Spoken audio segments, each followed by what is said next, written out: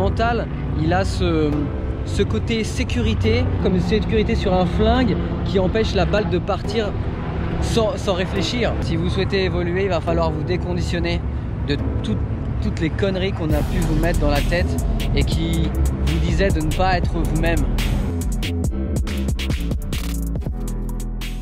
Salut à tous, je me trouve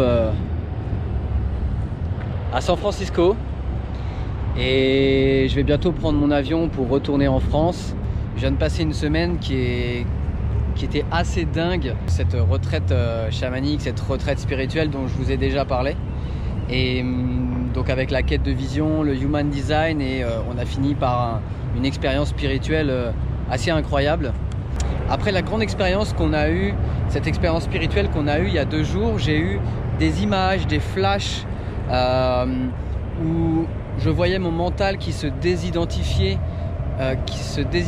en fait de mon être, de moi-même en fait, et je voyais mon mental comme un papier peint qui se décolle. Et donc ce mental-là, je le vois de plus en plus comme une personne à part entière, comme une entité à part entière. C'est-à-dire qu'il y a, je vois aujourd'hui, il y a notre higher self, notre être profond, ce qui vient du cœur, ce qui vient de l'intuition, ce qui vient des tripes, du sacral. Il y a plusieurs mots pour définir la même chose, l'instinct, l'intuition, les choses qui viennent vraiment de l'intérieur. Et le mental qui aujourd'hui m'apparaît vraiment comme une entité à part entière, comme une personne à part entière. J'avais eu donc des cognitions, des réflexions qui me montraient clairement que depuis que je suis tout petit, depuis l'âge de mes 4 ans où j'ai été la première fois à l'hôpital, c'est comme si on m'avait en fait éduqué à fermer ma gueule, comme si on avait éduqué le petit Rémi à être soumis, à être une victime, à être le jouet des adultes et notamment des médecins.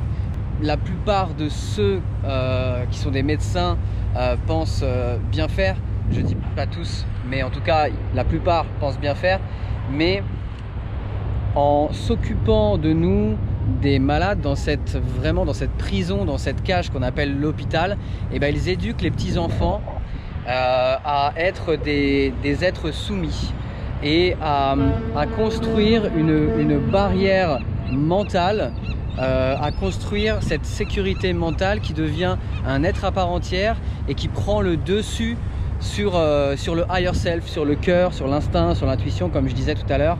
Selon moi, si vous souhaitez changer les choses en vous-même, si vous souhaitez évoluer, il faut vous déconditionner des mauvaises éducations que vous avez eues par le passé, des éducations dont vous ne voulez plus, que vous avez eues quand vous étiez gosse.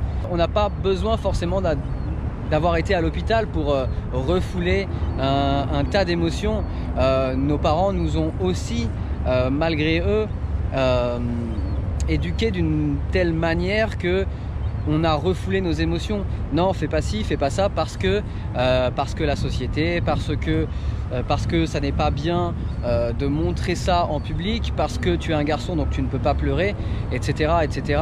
Il y a plein de choses, plein de situations qui font que les adultes ont éduqué les petits enfants que nous étions dans le refoulement. Si vous voulez vraiment évoluer, si vous voulez vous rapprocher de votre intuition, si vous voulez vous rapprocher de vous-même, si vous voulez vous rapprocher de votre higher self, de qui vous êtes à l'intérieur, et je ne dis pas d'écraser le mental parce que le mental est très important pour un tas de choses, mais le mental, il a ce côté sécurité, comme une sécurité